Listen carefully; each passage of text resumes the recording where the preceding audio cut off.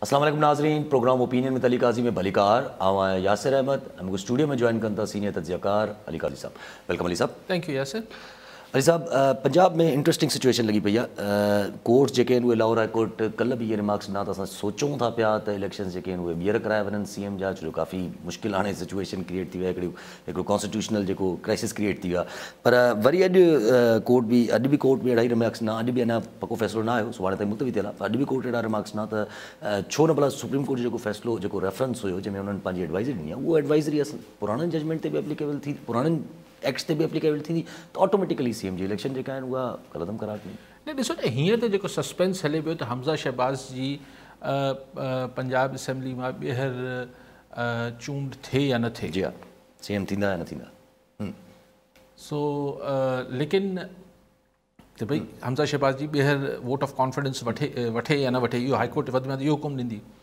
हिन महिल जी number game में फ़िलहाल त हमज़ा शहबाज़ वटि वधीक वोट आहिनि त चलो, पहिरीं हुन कंहिं होटल में अलाए कंहिं हॉल में वरितो वोट ऑफ कॉन्फिडेंस, हिन दफ़े वञी असेंबली में वठी छॾींदो। त हीअं त हमज़ा शहबाज़ लाइ इशू न आहे। इशू पैदा थिए थो जेके 5 जेके रिज़र्व सीट्स आहिनि, उहो हाईकोर्ट जो हुकुम आहे त हुनखे PTI खे वापसि मिलनि 5 सीटूं, जेके वरी नवाज़ लीग वारनि अॼु इंट्रा कोर्ट यानी अदालत में चैलेंज करे छॾियो आहे। उहे सीटूं अगरि PTI खे मिली वञनि थियूं त 173 थी वञनि था। ऐं जेका 20 सीटूं जिन्हनि ते 17 जुलाई ते इलेक्शन आहिनि, सॼो मामिलो आहे हुनजो। ऐं हिन मामले में एतिरो को एक्साइटेड न आहे। ठीकु आहे, हमज़ा शहबाज़ चवंदा वरी वोट वठी छॾींदो। ऐं वरी क्यू लीग वारा ऐं हू सॼा मामलात आहिनि जेके 2 टे वोट आहिनि चौधरी शुजात वारा, त किथे फिरी त नथा वञनि। चयो आहे त असां न चौधरी शुजात चयो आहे। सो हाणे ॻाल्हि इहा आहे त असल मामिलो हू 20 जेके तक आहिनि जिन ते बाई इलेक्शन जे ज़िमनी चूंडूं थियनि पियूं पंजाब में, असल मामिलो 17 जुलाई जो आहे, जंहिं ते मुस्तक़िल PTI वारा इहो माहौल ठाहिनि पिया त को हुन में मुदाख़लत थिए पई, इदारा मुदाख़लत कनि पिया ऐं जेको आहे हुनमें धांधली कई वेंदी।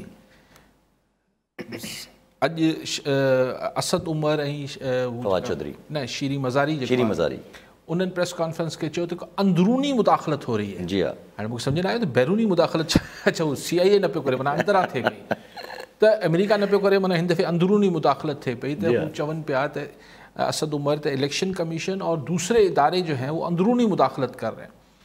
ज़ाहिर आहे असां वटि ही जिन्हनि ॾे इशारो थिए पियो त हू इलेक्शन मैनेजमेंट त हुननि वटि बि वॾी एक्सपर्टीज़ आहे त कीअं तक में कहिड़े 4 ॾिसो न, तक जी इलेक्शन जेका आहे उन में ज़रूरी न आहे त तव्हां रुगो ठपा हणी छॾियो, या आख़िर में जेको आहे जीअं हिन में थियो RTS जेको आहे आख़िर में जिथे 100 वोट कंहिंखे पिया हुन जे अॻियां हिकिड़ी ॿुड़ी हणी छॾियूं त 1000 वोट थी विया। हीउ हिकिड़ो तरीक़ो हूंदो आहे धांधली जो।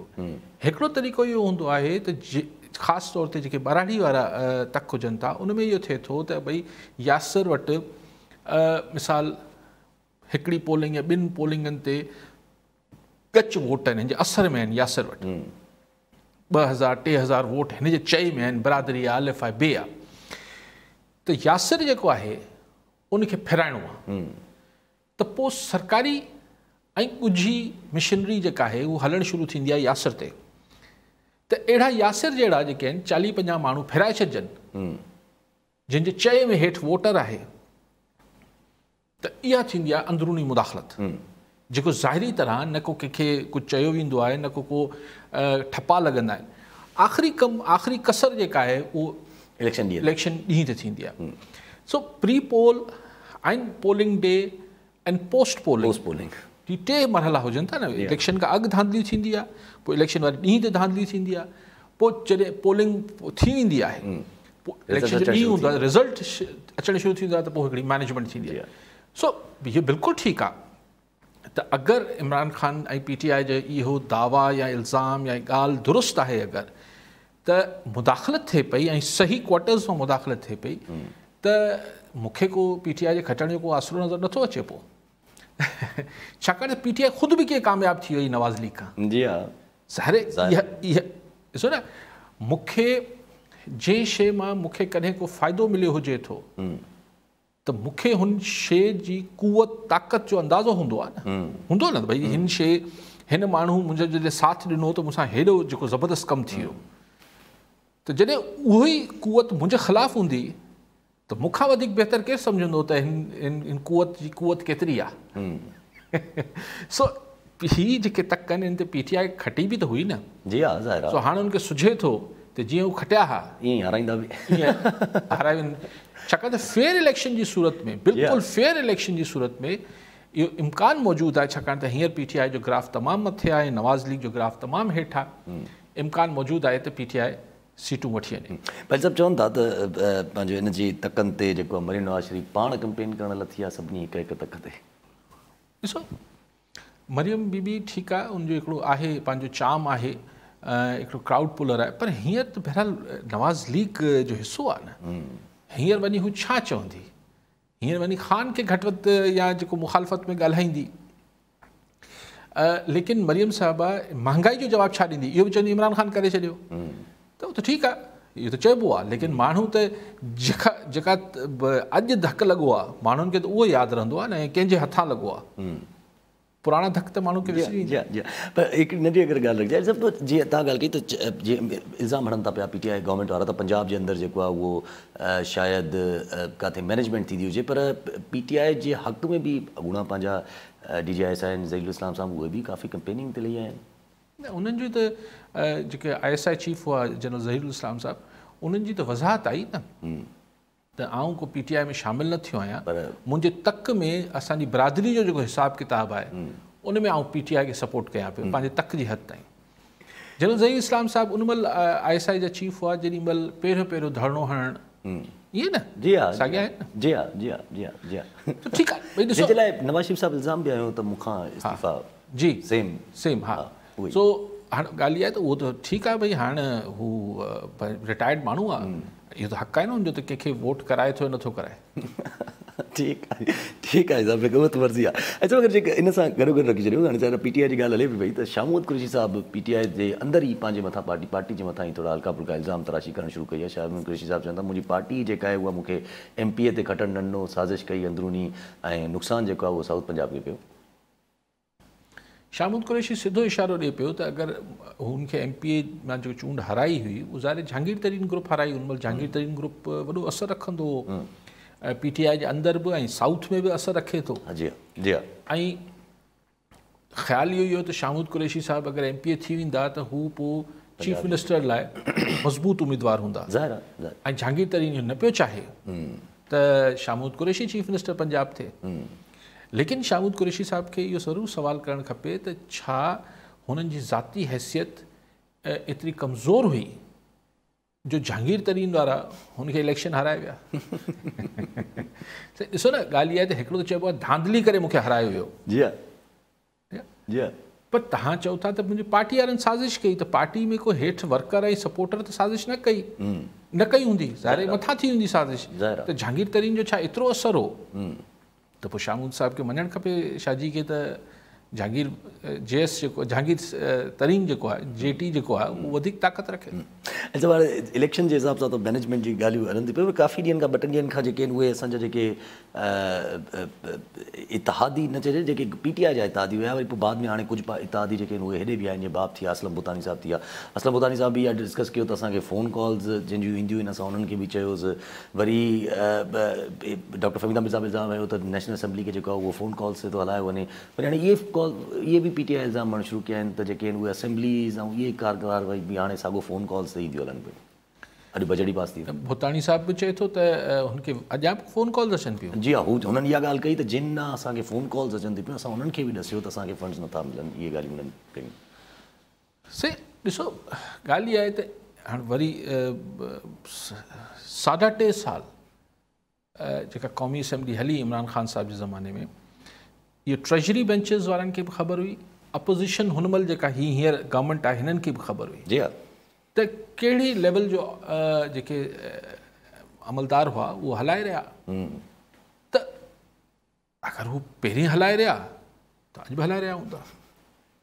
पर ख़्यालु त उन्हनि खे अचणु खपे न, जेके अॼु हुकूमत में वेठा आहिनि उन महिल रड़ियूं कंदा त साईं हाणे ही ऑफिसर्स हलाइनि था, त भई अॼु तव्हांखे हलाइनि पिया, मूं तव्हांखे चयो न असांजे मुल्क में मसइलो इहो न आहे त सिविलियन बालादस्ती ऐं सिविलियन जेको आहे पार्लियामेंट जी बालादस्ती। असां वटि मसइलो इहो आहे त भई हीअ जेको इमरान ख़ान साहिब खे बि ॾुख आहे त जेसिताईं असां सां गॾु हो तव्हां ठीकु हो, भले मुदाख़लत कयो, पर जॾहिं तव्हां असांजे ख़िलाफ़ु आहियो त मुदाख़लत न कयो।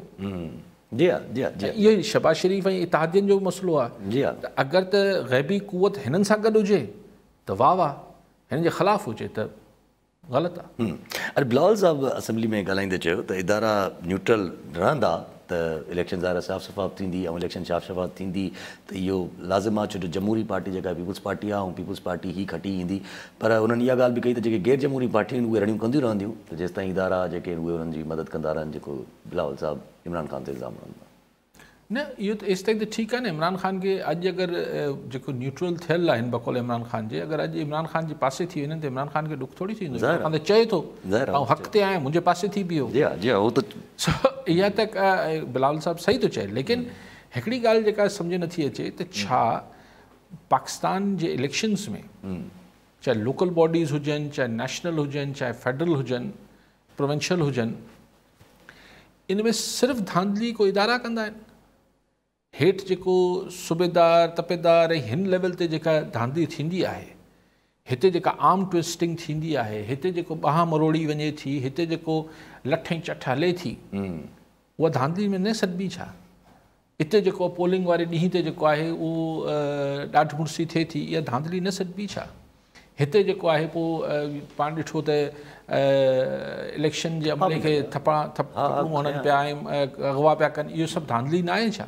त धांधली सिर्फ़ु इदारा न कनि, इदारा त पोइ मेगा स्केल ते पॉलिसी ॾींदा आहिनि ऐं उनजी मैनेजमेंट कंदा आहिनि। हेठि एग्ज़ीक्यूट या अगरि हू न्यूट्रल बि रहनि त बि तव्हां हुकूमत ॾेई छॾियो, हुकूमत खां वॾी धांधली को कराए सघे थी? ज़ाहिर आहे हुकूमत खां वधीक कोई स्ट्रॉन्ग आहे कोन।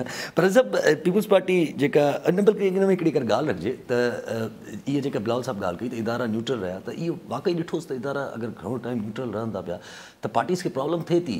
अॼु MQM जा बि 2 एहलकार अहिड़ा हुया जेके बाक़ाइदा चवनि पिया त असांजी पार्टी जेको आहे उहो गवर्नमेंट सां साथ ॾेई इहो ग़लति कमु कयो आहे। नेशनल असेंबली में उन्हनि वॉकआउट करण जी धमकियूं ॾेई छॾियूं।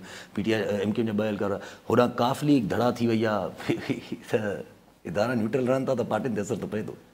ॾिसो इदारा हाणे न्यूट्रल आहिनि न आहिनि उहो त हिकिड़ी ॻाल्हि आहे न, लेकिन क्वेश्चन इहो आहे त जॾहिं पॉलिटिकल मैनेजमेंट थिए थी त पोइ हीअ जेके MQM वारा कनि पिया या हीअं जेके बाप पार्टी वारा कनि पिया, हीअ हाणे माना पोइ थोरो प्रेशर में आणीनि था न हुकूमत खे त असांजा कमु कयो, न त असीं गोड़ कंदासीं, असांखे ॾुक ॾियो, असांजा कमु कयो, असांखे सभु कुझु कयो। सो ऐं शहबाज़ हुकूमत जेका बीठल ई 2 वोटनि ते आहे, उन्हनि खे हिननि खे परचाइणो पए थो, हर ॻाल्हि में परचाइणो पवंदो। कॉलर असांखे महफ़ूज़ रहमान भुट्टो घोटकी मां। जी भुट्टो साहब छा चवणु चाहींदा? अस्सलाम। पहिरियों त कादी साहब जा थोराइता आहियूं, सुठी असांखे मालूमात मिलंदी आहे।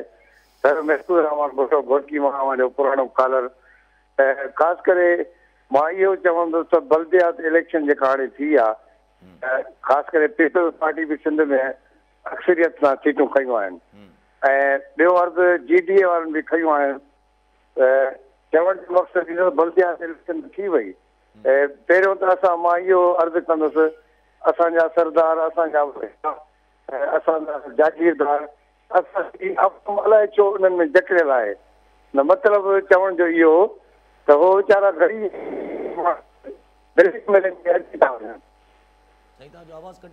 ख़ासि करे तव्हां सोचे सम्झी जेको आहे आईंदा जेके इलेक्शन थींदी, साल वॾी इलेक्शन जेका थींदी मिनिस्टर लेवल ते MNA MP, पोइ पंहिंजे हक़ जो वोट जेको आहे उन्हनि खे ॾियो। हा, ॿियो अर्ज़ु इहो त हाणे चेयरमैनशिप कंहिंखे मिलंदी? छा पीपल्स पार्टी जी अक्सरियत वॾी आहे, सिंध में उन्हनि जी हुकूमत बि आहे। मां त सम्झां थो त ज़िलनि में, म्यूनिसिपल कमेटियुनि में, टाउन कमेटियुनि में उहे ई इक़्तिदार में ईंदा। इन्हनि ते थोरो तबसरो कयो, वॾी महिरबानी। ठीकु आहे भुट्टो साहब। भुट्टो साहब जेका पहिरीं ॻाल्हि तव्हां चई त माण्हू सोचे सम्झे वोट जो इस्तेमालु कनि, हा सलाह ॾियो, सलाह त हाणे हर कोई ॾेई सघे। लेकिन घोटकी मां फ़ोन कयो अथनि त उते त हाणे ॾिसो न त हुते मेहर साहब छा नालो अथनि, अली गौहर मेहर साहब जेके आहिनि, उहो बि चवनि पिया त उन्हनि जे माण्हुनि खे फिरायो पियो वञे, प्रेशर विधो पियो वञे, टोड़ियो पियो वञे, इलेक्शन रिज़ल्ट फिराया पिया वञनि। सो ज़ाहिर गवर्नमेंट आहे न साम्हूं।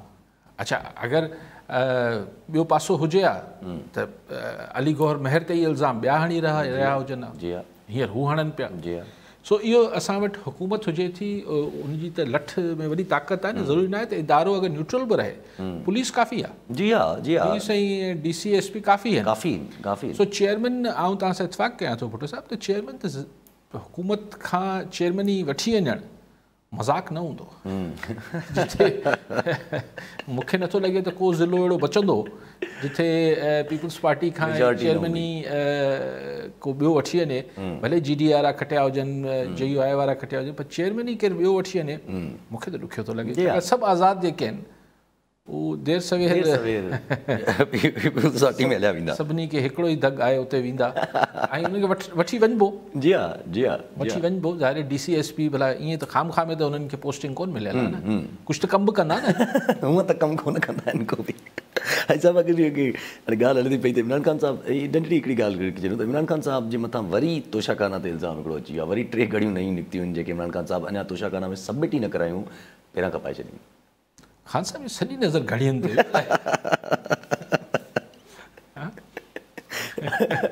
छा चयो हद आहे यार।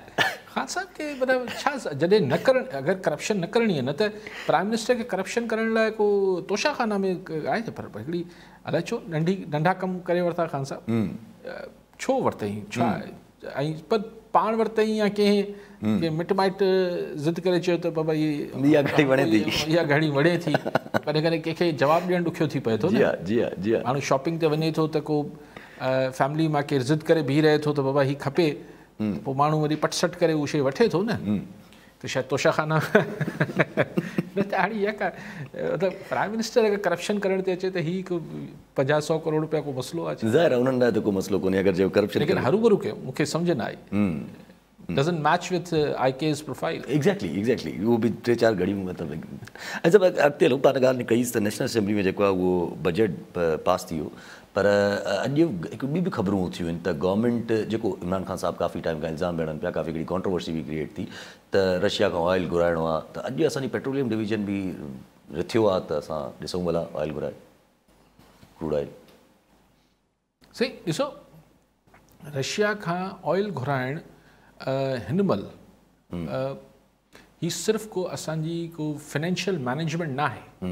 ईअं न चइजे त हीअ असांजे जेके मईशत जे हवाले सां हिकिड़ो फ़ैसिलो कयो वियो आहे त बाबा कणिक जेका आहे यूक्रेन मां सस्ती मिले पई या फलाणे हंधा महांगी मिले पई, इहो फ़ैसिलो उहो न आहे। दिस इज़ मतिलबु हीअ फ़ैसिलो अगरि थिए थो, अलाए थिए बि थो या सिर्फ़ु हीअ हिकिड़ो फीलर हयो वियो आहे, त हीअ डायरेक्टली तव्हांजी फॉरेन पॉलिसी सां जुड़ियल आहे। रशिया खां तव्हां ऑयल वठंदो ऐं अमेरिका मां चङाई जी उमेदु रखंदो, या यूरोप खां फॉर दैट मैटर, यूरोप बि हीअं त स्टैंड वठी बीह रहियो आहे, त वेस्ट खां ऑन द होल त मूंखे ख़बर न आहे त इहो कीअं ख़बर आई आहे, छा ख़बर आहे, केतिरो हिन ते अमल थी वियो, छाकाणि त हीअ को माशी फ़ैसिलो न आहे, इकनॉमिक डिसीजन न आहे, it's pure foreign policy decision.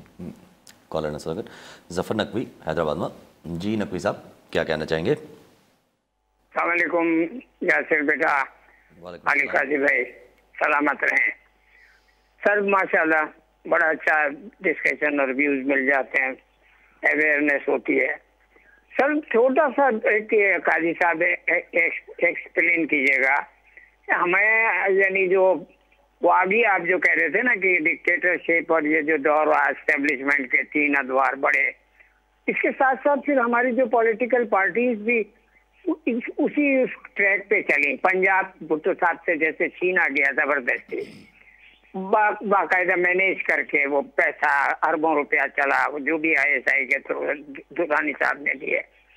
हमें आज अपने लीडरों पे दुख होता है कि वो सिर्फ डिक्टेटर्स की बात करते हैं कि जी जनरल फला ने जिया से हमने मुकाबला किया, जनरल मुजफ्फर से मुकाबला किया, तो क्या उनके बनाए हुए जो बुत हैं आज हम उनकी गोदों में नहीं बैठे हुए, जिन्होंने सारी जिंदगी हमें सर दुख दिया। तो हमें तो दुश्मनी और दोस्ती होती है कि अगर कोई दोस्त का दुश्मन है तो हमारा दुश्मन है, चाहे उसकी दोस्ती हो जाए। बात यह कि उसूल, लेकिन अब मैं ये समझता हूँ काजी साहब के लोगों में इतनी अवेयरनेस बहरहाल आ गई है कि कोर्ट्स अपने फैसलों को बाकायदा तब्दील कर रहे हैं, आहिस्ता आहिस्ता ये यानी पब्लिक जैसे ही अवेयरनेस आ जाएगी तो सर बड़े से बड़ी मार्शल और बड़े से बड़ा डिक्टेटर, हमें चाहिए कि हम अपने मसाइल हल करें। वो गरीब औरतें जो 2-4 हज़ार रुपए लेके नाच रही होती हैं, कदा गाड़ी पे उनके बच्चे मरीज जा रहे होते हैं, हमें बस सिर्फ लोगों को फला फला जिए जिंदाबाद नहीं कहना चाहिए, अवेयरनेस बढ़ानी चाहिए। अल्लाह करे मेरे सिंध के लोगों को आज़ादी मिले हर जुल्म से। जावेद मंगरियो कराची में। जी मंगरियो साहब छा चवणु चाहींदा? हाँ यासिर, कल्ह मां जेका ॻाल्हि कई आहे असल में उन जी सोच खे जेको असांखे बदिलाइणो आहे। असां ॾिसो जंहिं हाणे जेको आहे रस्ते ते हलूं पिया त अॻिते असां लाइ को रोशन रस्तो कान्हे कोई। पूरे मुल्क जी ॻाल्हि कयां त सिर्फ़ु सिंध जी ॻाल्हि नथो कयां। अदम बर्दाश्त जेको असां में आहे, असां उन्हनि खे जेको आहे ईअं ई जेको आहे चवंदा त ठीकु आहे मॉडर्न वर्ल्ड आई सभई जेको आहे शयूं असांखे एक्सेप्ट करणियूं पवंदियूं, जेको आहे ईअं थींदो रहंदो। त ॾिसो इन्हनि सभिनी सां असां पंहिंजे ॿारनि जी जेको आहे तरबियत ॿेड़ी था कयूं त ठीकु आहे इहो सभु हिकिड़ो हिसो आहे, इन्हनि खे जेको असां एडॉप्ट करणो पवंदो। पर उन्हनि खे ॾिसो मॉरलिटी जेसि ताईं जेको इख़लाक़ी वैल्यू ऐं क़दरूं जेको असां ॾींदासीं पंहिंजे मुआशिरे खे, तेसि ताईं को सुधार न ईंदो। हाणे ॾिसो पिया त कोई बि पंहिंजी शिकस्त मञण लाइ तयारु कान्हे को। हर कंहिं लाइ हिकिड़ी रांदि थी वई आहे त प्रिज़ाइडिंग ऑफिसर बि दोहरा, सभु दोहरनि। जेसि ताईं असां खटूं नथा तेसि ताईं असां कंहिंजे न कंहिंजे मथां इल्ज़ाम हणूं था। असां शायदि इख़लाक़ी को मॉडल कान्हे को, इख़लाक़ी क़दरूं असां सभु पंहिंजो ज़ाया करे छॾियूं आहिनि।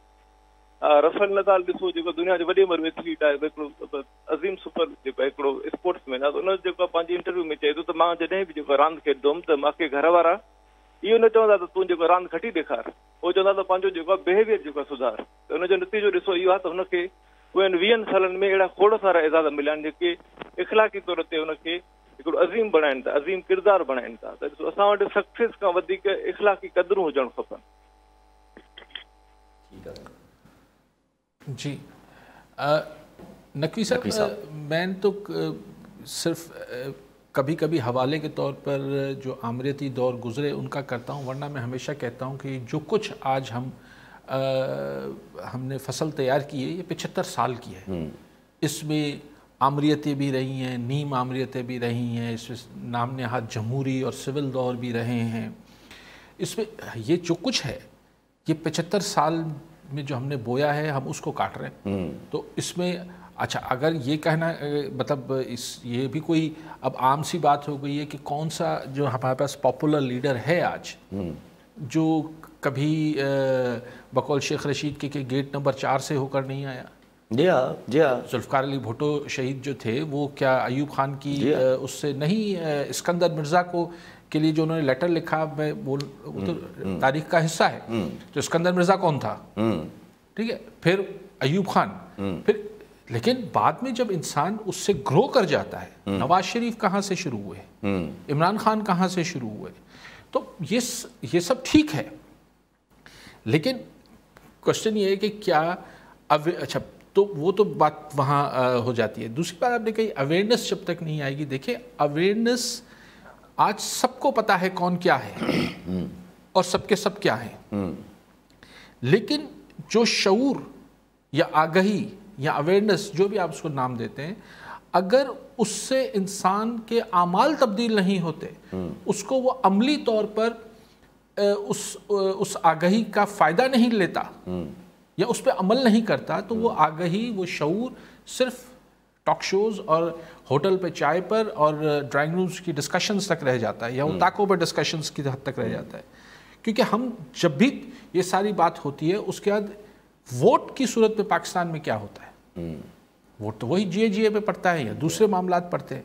क्या हम अपनी आगही और अपनी जो हमने आज पहले तो ये इल्ज़ाम सिर्फ कन्वेंशनल मीडिया यानी TV और अखबारों पे लगता था, अब सोशल मीडिया पे वही चलता है कि जी बहुत ज़्यादा ये है, तो अब फिर क्या किसको पता नहीं है, छोटी छोटी बात करप्शन की हो दूसरी, तो हम लोगों ने अब बस एक तय कर लिया है कि कोई और अगर इस्टेब्लिशमेंट या कोई गैबी हाथ किसी और की मदद कर रहा है तो बात गलत है, हमारी कर रहा है तो बिस्मिल्लाह, करप्शन हम कर रहे हैं तो ठीक है, दूसरा कर रहा है तो गलत है।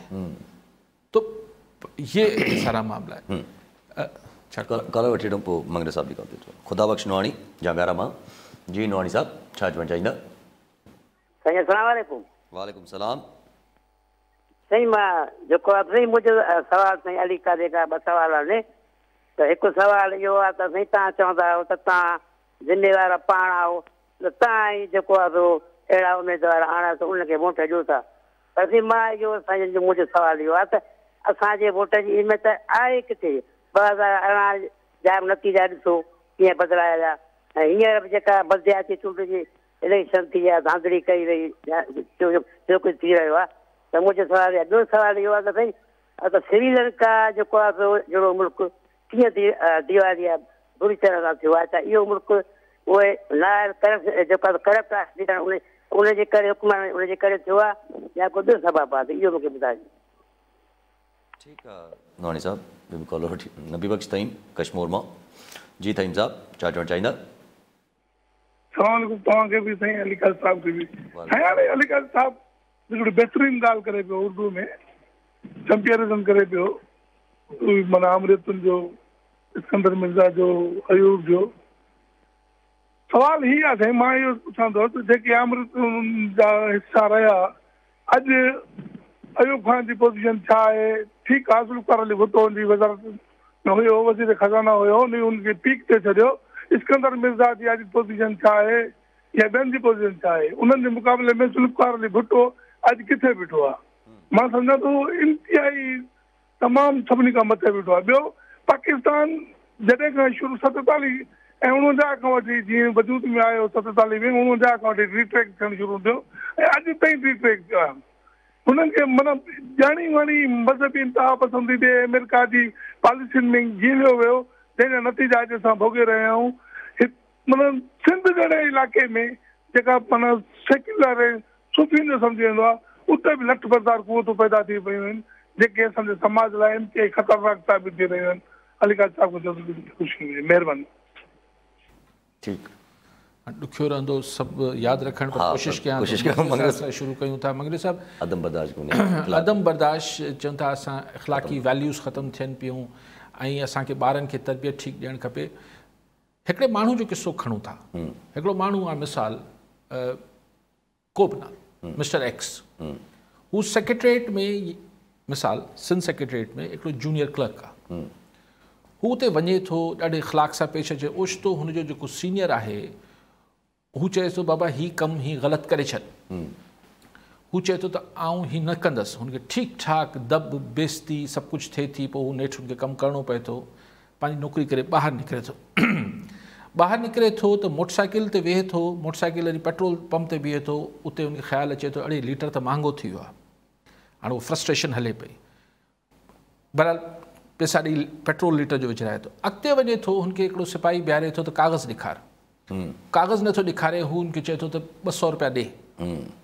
हू मिसाल हुन वटि न आहिनि या हुन सां बहस मुबाहिसो करे थो, पुलिस वारो ठका करे चमाट हणे थो, तज़लील थिए थी, सुबुह जो मतिलबु ठीकु आहे। उतां हले थो, रस्ते में धुओं आहे, ट्रैफिक जाम आहे, सभु शयूं परेशानियूं।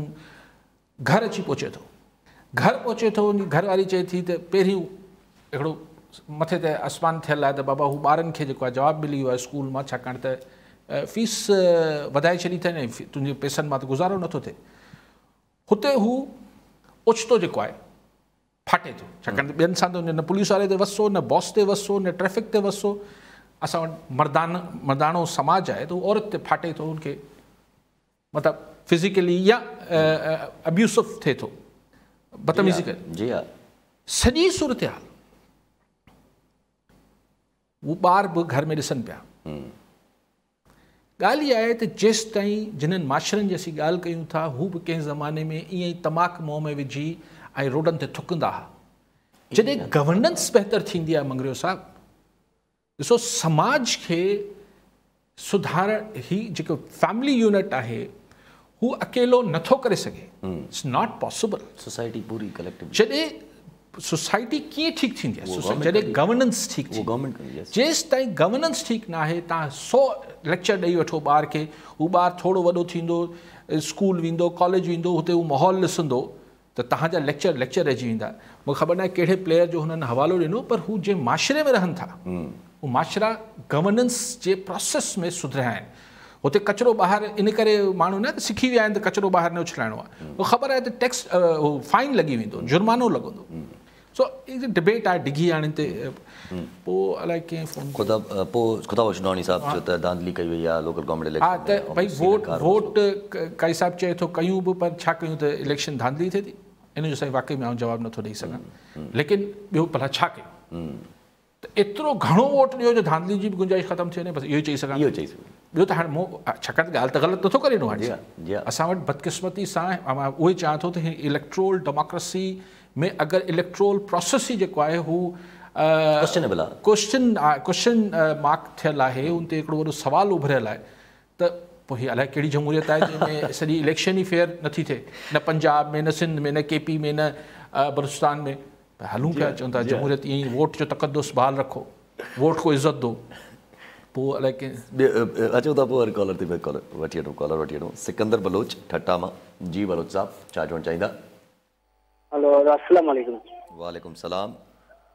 जी अदा ये पहिरियां तव्हांखे प्रोग्राम में आऊं चई चुको असीं पूरी सिंध में 3500 मुलाज़िम आहियूं आरो प्लान में जिनखे हींअर ईद ते पघार न पई ॾिनी वञे तक़रीबन 6 महीननि में असांखे पघारूं रहियल न असांखे पको कयो पियो वञे पर ठेकेदार जे जी हेलो जी जी साईं आवाज़ अचे थो जी ठीकु आहे साईं ठीकु आहे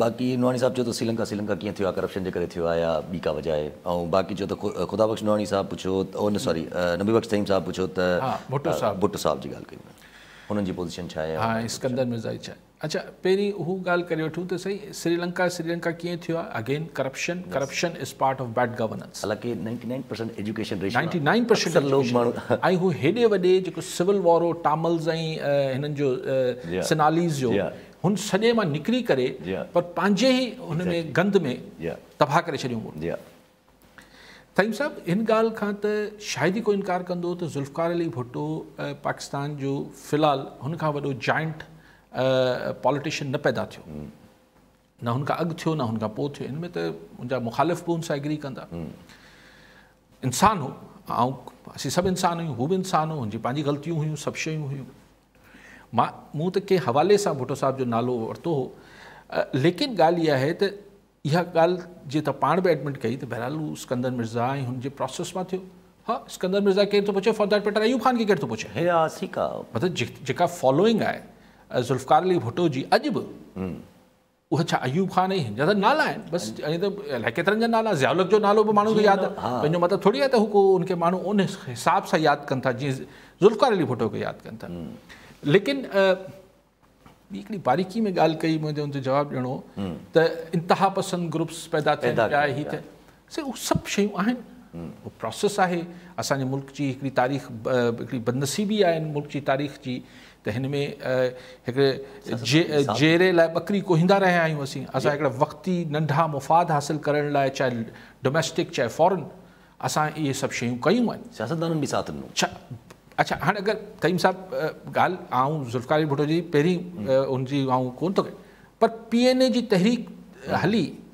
भुट्टो साहब प्रेशर में अची मोकल कई न कई हिते ॿियूं शयूं बंदि कराई न कराई सो माण्हू अगरि एकेडमिकली हाणे पोइ वरी अलॻि बहस आहे त हू तहरीक जे पोयां बि इस्टेब्लिशमेंट बि हुई ज़िया रिजीम बि हुई अमेरिका बि हो सभु कुझु हो बट भुट्टो साहब हुन त आयो न हीउ जेको राइटिस्ट फोर्सिस जो पहिरियों जेको मुतालबो मञियो वियो उहो ज़ुल्फ़िकार अली भुट्टो शहीद पाण मञियो जी हा पर एज़ ए सेट के रेट्रोस्पेक्ट में ॻाल्हाइण सवलो आहे अॼु वेही चऊं था साईं भुट्टो साहब ग़लती कईसीं हुन दौर जा तक़ाज़ा हुन दौर जा मामला साईं पोइ जिना साहब हीअं कयो साईं पोइ फलाणे हुन दौर जा मामला हुआ न अॼु वेही असां सवलो आहे केरु मूंखे चए साईं मतिलबु 20 साल पहिरीं आऊं चवां साईं आऊं हुजां ईअं न अरे बाबा 20 साल अॻु हुजां त पोइ ॾिसूं आहे न सो इट्स तमामु सवलो आहे त माण्हू रेट्रोस्पेक्ट लेकिन तारीख़ में ईअं डिस्कशन थींदी आहे त भई हुन दौर में जेको वर्ल्ड वॉर 2 में हीअं न थिया त हीअं थिया फलाणे वक़्त में हीअं न थिया त हीअं थिया चइबो त आहे मिसाल माण्हू हिन ॻाल्हि ते बहस कनि था हिटलर न हुजे हा त दुनिया छा हुजे जी हा जी हा जी हा सो हिकु बहस आहे हिन ते पाण पोइ अलाए कीअं पोइ साईं सिकंदर बलोच साहब चयो त आरो प्लांट जा एम्प्लॉइज़ आहियूं असां हा साईं बिल्कुलु 3500 माण्हू आहिनि ऐं ईद बि अचे पई सिंध सरकार के नज़र करम करणु खपे, इन्हनि जो मसइलो हल करणु खपे। जब हाणे ॻाल्हि जेको डिस्कशन हले पई त मुल्क में जेको आहे उहो डायरेक्शन्स मां हमेशह जेको आहे डायरेक्शन्स तब्दील कंदी वियूं। 70 में डायरेक्शन तब्दील कई वई, फलाणी तरफ़ आंदो वियो, वरी कंटिन्यूटी में रहियो, वरी 90s या अराउंड लेट 90s रियलाइज़ थियो त भई डायरेक्शन अञा थोरी तब्दील करणी आहे, वरी डायरेक्शन खे तब्दील कयो वियो। वरी पोइ 2010 चइजे, 9 चइजे, 11 चइजे, वरी हिकिड़ी नई सोच आई जंहिंमें डायरेक्शन नई डायरेक्शन मुल्क खे खणी वञण लाइ हाणे वरी हिकिड़ो बिल्कुलु ई इंटायरली डिफरेंट नई डायरेक्शन आई आहे। हीअ जेका आहे डायरेक्शन इहा स्टिक कंदी। ॾिसो ॻाल्हि इहा आहे त इन में इहो बि पहिरीं फ़ैसिलो करिणो पवंदो त हिन 75 साल में असां पंहिंजे मुल्की मुफ़ाद में ऐं पंहिंजे विज़डम आहर पंहिंजी डायरेक्शन कॾहिं ठाही आहे। पंहिंजे विज़डम, पंहिंजे अकुल, पंहिंजे मुफ़ाद वटां पंहिंजे अकुल सां असां कॾहिं पंहिंजी डायरेक्शन ठाही आहे। असांखे इंटरनेशनल असांखे हालात डिक्टेट कयो आहे। असां हालतनि खे त डिक्टेट करे ई न कयो आहे, हमेशह हालतनि अची असांखे डिक्टेट कयो आहे, चाहे अमेरिका जी सूरत में हुजे, चाहे अलिफ जी सूरत में हुजे, ॿिए जी सूरत में।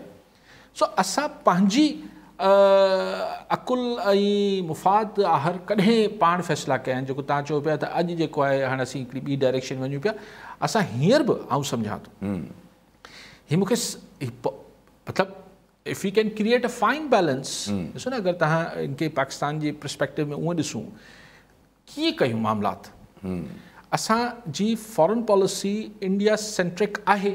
जी हा, असांजा जेके क़ाइदीन आहिनि हू मञनि था ऐं चवनि था ठीकु आहे, छाकाणि त असां लाइ इंडिया हिकिड़ो थ्रेट आहे। इंडिया इसराइल हाणे त उहो त इसराइल त वरी बि, लेकिन इंडियन सेंट्रिक आहियूं न सही। हाणे इंडिया सेंट्रिक, इंडिया जॾहिं असां हर शइ ॾिसूं था त हिन सां हुनखे, ऐं इंडिया बि तव्हां ॾिसो त बीजिंग में हीअं ब्रिक्स जी मीटिंग में असांखे ब्लॉक करे वेही रहियो। ज़ाहिर हिकिड़ा आहियूं सिचुएशन आहे। अमेरिका चाइना उभरी आयो आहे, ब्लॉक्स ठहण जी ॻाल्हि थिए थी, लेकिन ही एतिरा 16 मामलात न आहिनि। सो असांखे वरी मूंखे हाणे उनखे चिटो ॻाल्हाईंदसि ग़लति थी वेंदो टीवी ते, लेकिन ॻाल्हि इहा आहे त असांखे आउं हींअर बि सम्झां थो त असांखे हालतूं असांखे डिक्टेट कनि पियूं ऐं हालतूं ई असांखां फ़ैसिलो कराइनि पियूं, ऐं अमूमन जॾहिं हालतूं फ़ैसिलो कराईंदियूं आहिनि त उहे ग़लति फ़ैसिला हूंदा आहिनि। ठीकु आहे, कॉलर असां गॾु आमिर अली कराची मां। जी आमिर साहब, छा चवणु चाहींदा? जी, इलेक्शन जे हवाले सां जीअं बातचीत हले पई त घोटकीअ में बि प्रोटेस्ट थियो आहे त अञा ताईं 4 ॾींहं गुज़री वञण जे बावजूदि रिज़ल्ट्स अनाउंस कोन पिया कया वञनि, ऐं इन सां गॾु इहो बि चयो पियो वञे त ऑफिशियली उन्हनि खे डिक्लेयर कोन पियो कयो वञे। जेकॾहिं अगरि इहो सिर्फ़ु प्री प्लान हो त पोइ what's the reason to conduct elections? इल्ज़ाम त लॻनि था पिया। सही, ॾिसो आमिर साहब, what is the reason? Reason is very simple कि असां हिकिड़ा सो कॉल्ड इलेक्ट्रोल डेमोक्रेसी वारो सिस्टम रखूं था। ॿियो ऑप्शन छा आहे? ऐं बल्दियाती इलेक्शन मुंहिंजे ख़्याल में के त उअं ई 2-3 साल त लेट आहिनि, ऐं हींअर ज़िमनी चूंडूं थींदियूं। असांजो कॉन्स्टिट्यूशन चए थो त 60 ॾींहंनि जे अंदरि चूंडूं थियणु, 30 डेज़ में अलाए 60 ॾींहंनि में जेको बि आहे त चूंडूं थींदियूं। एतिरो कमु त असीं आइन मूजिबि करे वठंदासीं।